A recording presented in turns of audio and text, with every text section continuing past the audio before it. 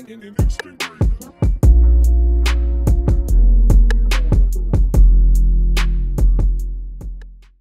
welcome to Pipe Tales. I'm your host, Lloyd, and today I got a special guest as usual. Myles is in the Pipe Tales studio. You already know. That's your camera. Myles, tell them a little bit about yourself, where you're from, what you do. Let's see. I am King Myles. That's what the world refers to me as. Coming from the great state of Texas, specifically Mo City, Texas. Break your wrist if you got it, you know what I'm talking about.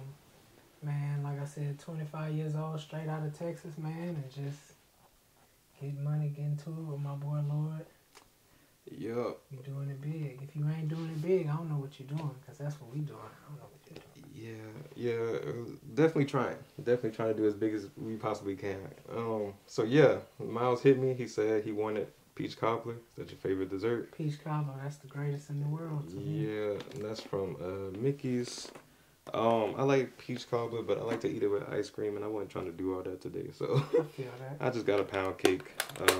Let the people know how your peach cobbler. Smelling good. Yeah. I'm very culinary inclined. Have you made peach cobbler? I have not, but I just like food. No, I get it. So, I get it. I am the steak man, though. So. I was watching your story the other day, and you had that little circular ice cube. Mm-hmm. Did you have to order that?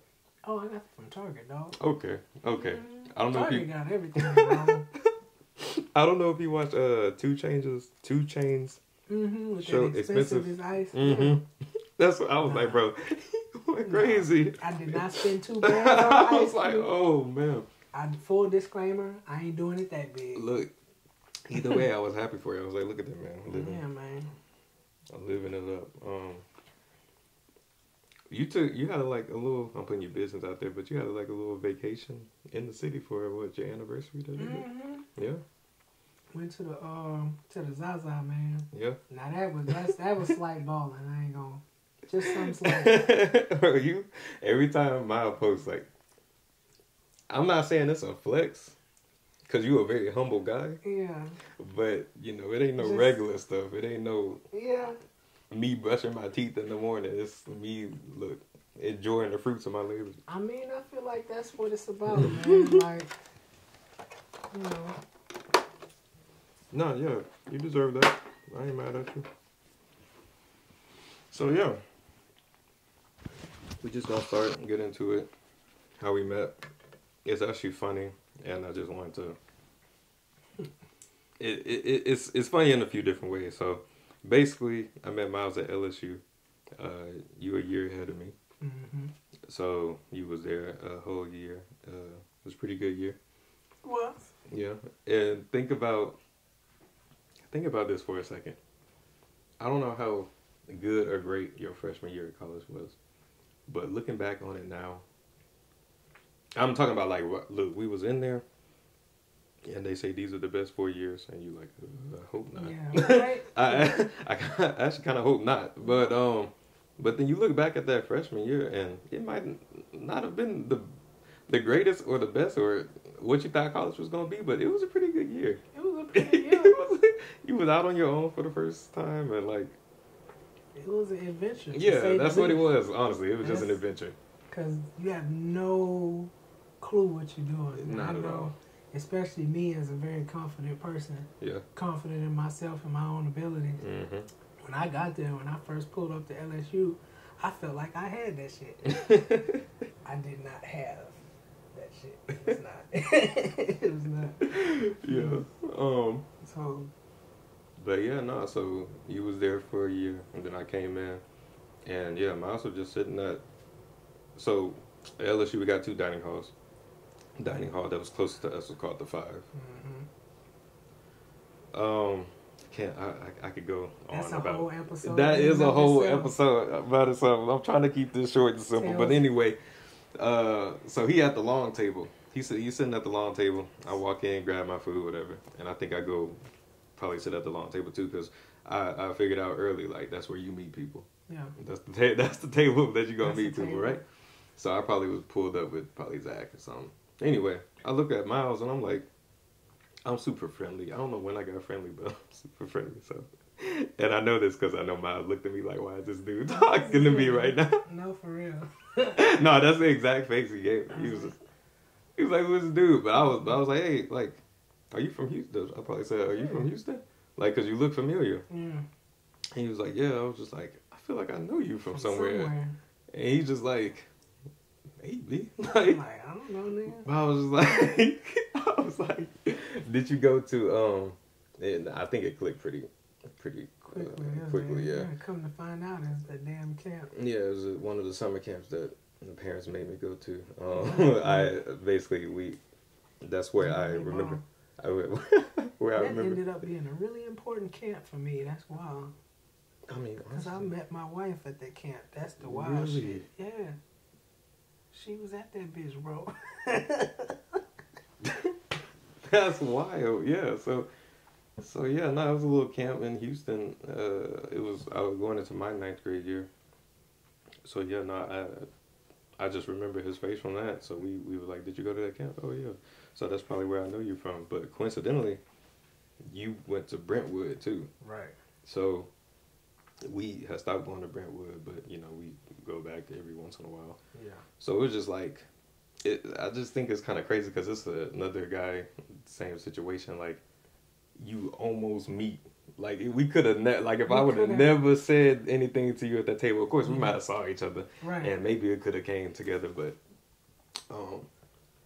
yeah, man, you I mean, I think when it's meant to be, it's meant to be. God gonna move things the way that they supposed to be moved, and people who are meant to come into contact with each other will. Yeah. Yeah. Yeah, no, so I said, "What's up?" Yeah, we figured that out, and we probably chopped it up then, and next time you was in the dining hall, hey, what's up? Say what's up, and then shoot. I mean, being in Louisiana, like you click up with you. Yeah, at least the fellow Texas people. Exactly. Yeah. Especially Houston. Yeah. Find your Houston people, and we already had that commonality. So yeah, we were just good from then on, and we went on to you put together the cypher. Cypher. Yeah, basically I had. We put together the cypher because I couldn't have made that shit happen without y'all, bro. Hey man, yeah. I mean, thank you, but you definitely did what you had to do to get these different like rappers together. That went to LSU. It was just local, and we had a nice little crowd. And it turned out to be a beautiful thing, more than I could have even expected. Because it's something that needed to happen, to be honest. Like, yeah, was to get people in front of each other and like start working together for real. Mm-hmm. So yeah, LSU Cypher. That's actually on my YouTube page, Third Generation LP. I might even link that below. So yeah, that was a cool thing, and then I mean, we just hung out. I mean, it is a lifetime. All in Whataburger trip.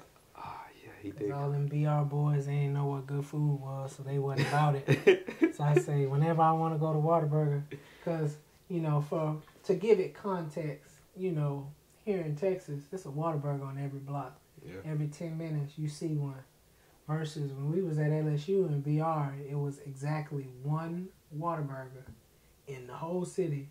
And that hoe was 30 minutes away from the campus, nigga. So that was like, you had to want that burger. Nah, nobody that was from LSU from like Louisiana was willing to make that travel. They didn't get it. They wasn't. So whenever I wanted to go, I called it. Cause go. I was up. One thing about me, I'm be up and I'm ready to eat. So yeah. So yeah, no, we like I said, we've been cool since then.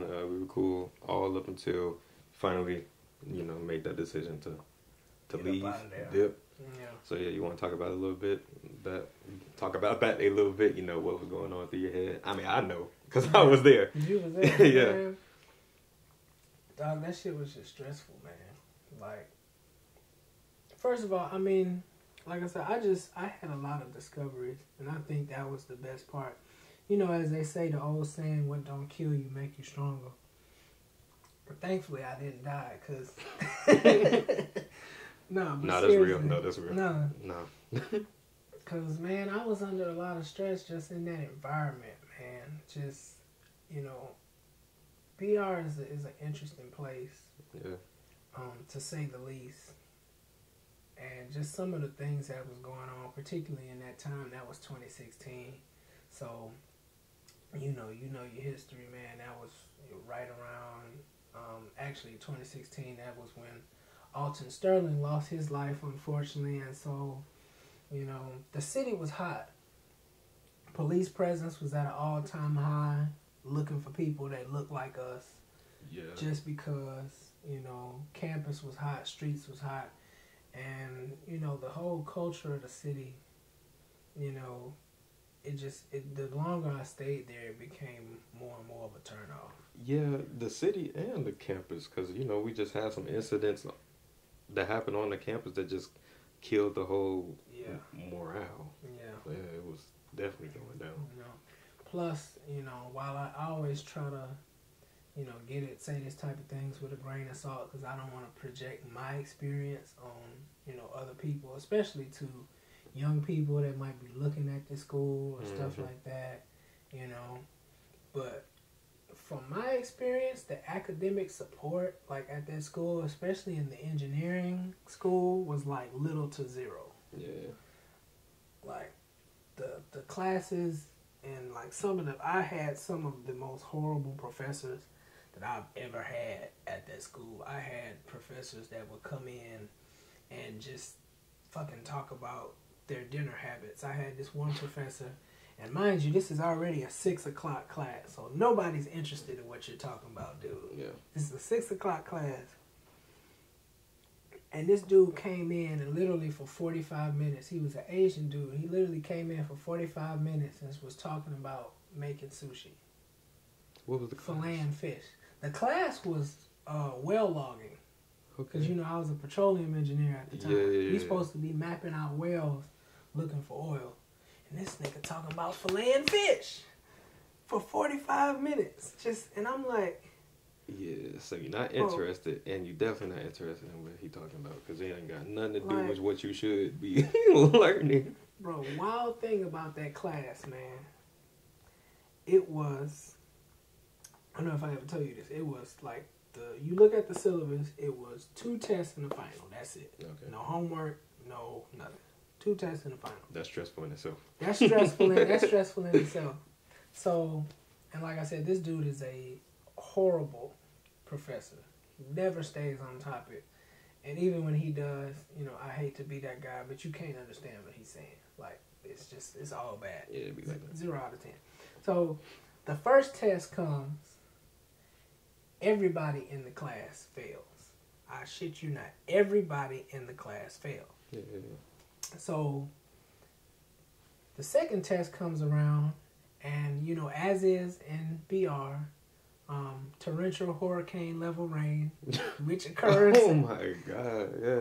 4 out of 7 days of any week in BR, it's likely to be a hurricane level storm. And the drainage is so terrible that it floods within the first 5 minutes of any storm. So if you can imagine, this is terrible. So, of course, the day that the second exam is supposed to come, the campus floods, and so nobody comes to class. Yeah. And then this was in Lockett. It's in the basement, so it was gone, flooded. We couldn't even go to class that week at all. Shouldn't have tried. So we get to class the next week, and everybody's worried about the test, and the professor says, "Oh, you know what? We just canceled it. It's okay." And everybody's like, "What?" Like, bro, we all failed the first test, and now it's just a final. Like, that's a 50-50 grade split on the whole thing, and everybody fails the first test. So niggas is panicking. So we get to the final. Everybody but 2 people fail the final. Uh-huh. And then when it's over, everybody in the class finished with a C. Yeah, it's like... Tell me what part of education is that? I just want to know. So it goes, they say C's get degrees, cool. But you want to learn something, because you ultimately going to have to go to this, the job force. And do this. Yeah. So you're not even confident moving forward. Yeah. But I guess at least you get to move forward. yeah. So is that stress on top of everything else on top of, and then in your mind. So it came to the point where you was just like, look, this ain't working out here. Yeah. Let me just go back home.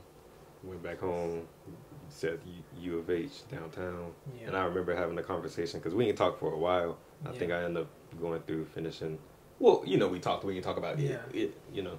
Because at that time, we was both considering leaving. I did, but you didn't. Yeah, man. Yeah. Yeah. I mean, kudos to you because I should have left. So, but I should have left, and you remember when I wanted to change majors too, Yeah. and I was just like, what am I gonna go to? I kind of talked about that on Zach's episode, like, Yeah. like bro, like I don't even know, I don't know what I want to do. So it's just like, I definitely don't want to waste more time and more years here Yeah. with the debt that I'm gonna be in. Yeah. So. And the crazy thing is, that's what I wrestled with when I came home. Because, you know, aside from, you know, terrible professors and lack of academic support aside, You good. engineering just wasn't working for me. Yeah. And it took a long time for me to be able to admit that to myself. Because when I started out, like, you know, that's all I wanted to be. That's all I knew. But as I really started, you know, looking inside myself, I realized that I wanted it for all the wrong reasons. The only reason that I wanted to be an engineer is because somebody at a fucking high school seminar promised me that if I do this, when I graduate, it'll be a 6-figure salary waiting on me. Yeah. The only thing on my mind was the number. I ain't give a shit about oil, whales, Yeah. derricks, none of Yeah. that. It was just... But it's still that part of you part inside of you that believed that and knew that you could have finished. Yeah. I even... You can know, do it. I wish I remember But- that bar totally. I put that in a song that I wrote. Like, man, I probably could have been the greatest engineer that ever lived. But if I said I enjoy that shit, I'd be lying, bro. Exactly. And that shit would have been a miserable existence. Exactly. You know? And so I had this partner that I went to high school with by the name of Joey. And he lived in the same neighborhood as me and shit like that. And so, you know, the school we went to Elkins, again, break your wrist for that, Mo. You know, in the engineering academy and all that good shit. And so, you know, every summer when we came home from college, he went to Texas Tech, we was at LSU. We would come home and, you know, chop it up, this, that, and the other, you know, catch up. And so, you know, when we would talk, and he'd be like, yeah, I can't wait to, you know, I got this internship and I got my eyes on working for Halliburton and I'm going to do this and I'm going to do that and I'm going to, you know, he was like, well, what you going to do? And I was like, I would always be like, shit, honestly, I don't know. But I know when I graduate and I get this money, then I'm going to do this and I'm going to invest it here. Exactly. I'm going to start buying real estate. I want to start this business. I want to do all these things. And so when I came home from, you know, LSU, like I said, I was so stressed. Everything was like blank slate. Like I gotta, you know, this shit here ain't working, so I'm gonna turn around and go totally the other direction because it ain't. So I was like, what do I do? And like I said, I just focus on like, well, what is the thing that I always talked about? Investing, flipping money, knowing how money works. Yeah. So I ended up at UHD studying finance. Mm-hmm. Then you realize that's what you're passionate about. That's That's what what I you really always want. talking about. Yeah. You said once you get the money, then you're going to do this. So But cut the middleman. cut the middleman. Yeah. And so, you know, with that was a huge, you know, eye-opener in itself. Yeah. And, you know, my performance and my efficiency in doing things just gradually increased because all of a sudden now I cared about the stuff I was learning about. It wasn't just because, you know, I wanted this grade or I want this GPA or, you know, my mama gonna be pissed at me if I don't have high grades or whatever. It's like, this is shit I want to learn. Yeah. This is what I want my future to be. And it, you know, everything took a turn for the best at that point. So, Look, that's what the show is for. To give y'all that perspective. I mean, it don't matter really where you at in life. You know, I heard a quote. They were basically saying like, highlight like what you're good at. right. Yeah, and that's what you should put your focus on. And it's just like it gets to a point where you gotta realize like it's just that's what I'm trying to get at right now. Just lean into what you're doing. If you lean more into what you are doing and what you put your time and effort and energy into, I mean, it could turn out to be profitable. No, for real. And that's what we want. So money, money, and but more than money, just like to be doing something that you truly enjoy. Yeah. Because that's the biggest lesson, you know, that real adulthood has taught me. Mm-hmm. Is that, bro? It's too easy to make money on a base level. Everything that we do, just making money is too easy. And once you realize how easy that is, then how you make the money starts to matter. And once that takes precedence over just getting money, that's when you start seeing things explode. That's when you take it to the next level. Yeah. That's the part I was missing. You know, corporate America don't owe me nothing because at least you showed me what was really important. Yeah. You know. Yeah, no, I appreciate you. Definitely appreciate you talking about that. So yeah, let's get into, I guess, some of your passions. I mean, I know one of your passions is music. Music. That's probably the forefront. Yeah, I mean that's probably what we bonded over the most. Yeah. Once you realize, because I picked up just DJing while I was in college. I've always been a big, I guess, hip hop head. But and then a screw head, so if you don't know what that is, you know, like in the music slow. Mm-hmm. So yeah, I mean, we was definitely able to bond over that. So yeah, like I said, I don't want this to be like an interview, but I know, but I know everything. So yeah, what is rapping to you? How's it been rapping? Making beats. What does music mean to you? Let's talk about it. Music is everything, man. Music is kind of what got me to the point that I am. Like, out of all the things that I have done, from different colleges, different majors, working jobs, not working jobs, entrepreneurship, like music has been the constant. Yeah. I couldn't have made it through the things, and I'm not even talking about making music at this point. I'm talking about just having music access to get you through life. Like, you know, shout out to J. Cole, because 2014 Forest Hills Drive, that shit damn near saved my life, boy. Mm-hmm. At the end of my first semester of freshman year, remember I told you I didn't know what the fuck I was doing, even though I thought I did. You know, and like that album helped me push through. So music has always been, you know, that love for me. You know, I come from a musical family. My dad and his brothers, they all sing. They form like a gospel group together, man. Like, you know, so it's in me, not on me type deal. Like, it's just always been what I love. Truth be told, I wish I could have been a singer. I wanted to be like Luther Vandross, but I couldn't sing, and then somehow I found out that I can fucking rap really good. So I was like, well, shit, I'm gonna go with that. Cause yeah, and I know y'all don't know, because it's a lot of y'all first time meeting Myles, but Myles can rap really good, and by that I mean he can freestyle very well. And it's not like I need to prepare for this. It's right here, right now. We can do it. He's about to start flowing, and I have watched him come up with bars. And we all be like, oh my God. And then I watched him put them in the song. And then I was like, oh my God. I was like, oh my God again. So yeah, no, it's been great working with Myles, just on that music tip. I remember one of my proudest moments where I could say I almost helped you produce that song. Look at me. Wait, yeah, look at me. Look at me. I remember you was like, how should I put this bass note in? Should I keep it going? Yeah. Or should I just, you know? And that was my first beat ever, dog. Yeah, no, it was great. It was great. That's wild. Dang. Yeah, so I mean, even with you, like me and Zach was saying, you were in petroleum engineering, but you were still working on music. Yeah. You were trying to make the artwork at the same time as, you know, the corporate, what you would do in the corporate world. Yeah. Work. So yeah, that was fun. Myles would make music. He did Freestyle Fridays. That was a good time in life. Yeah.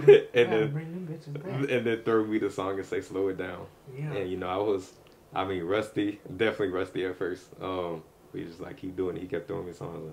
And, you know, it just gave me something to do that I like to do. You know, while I wasn't slaving over homework.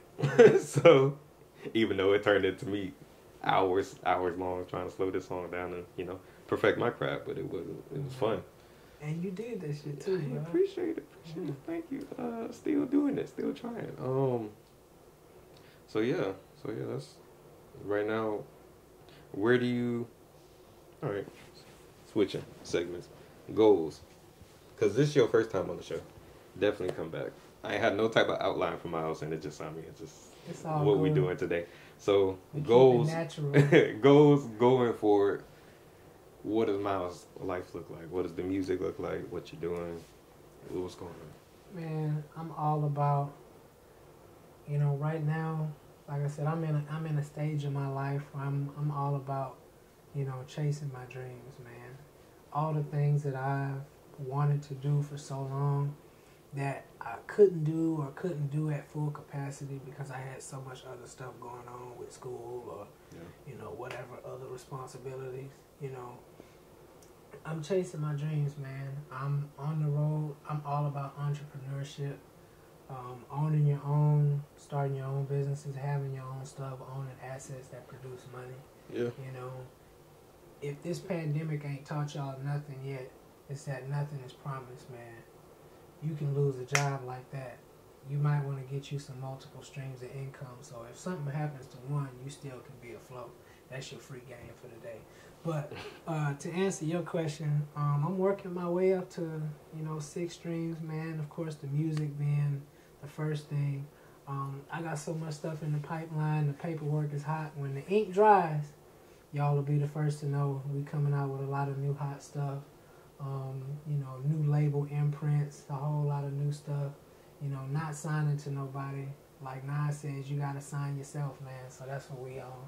In addition to that, my foot is in a lot of things between, just to name a few, commercial trucking, real estate, rental cars, Amazon businesses. I started trading Forex last month. Yeah, love to see it. You know, and a whole lot more. You know, just trying to make it multiply. You get one thing, you feed into something else. So, you know, that's what I'm on right now. And biggest goal, it's kind of a long-term goal.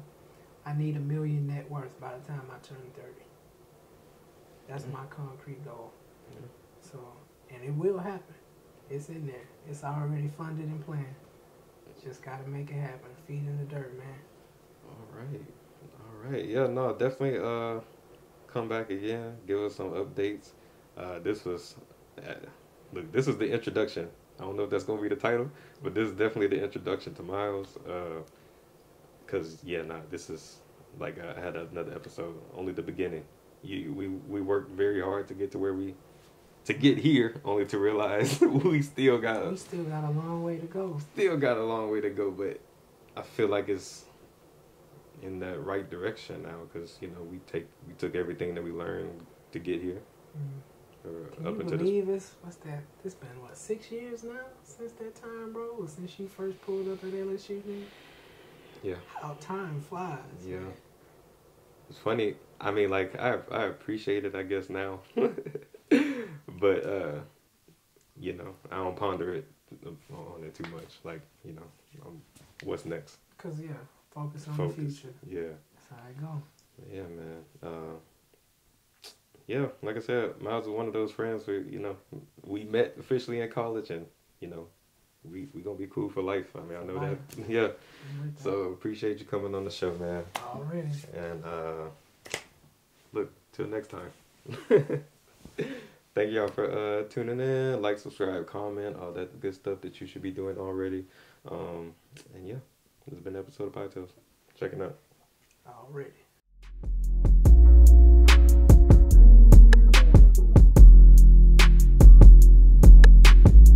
Cut the tape. That was the intro. Yeah. This is history.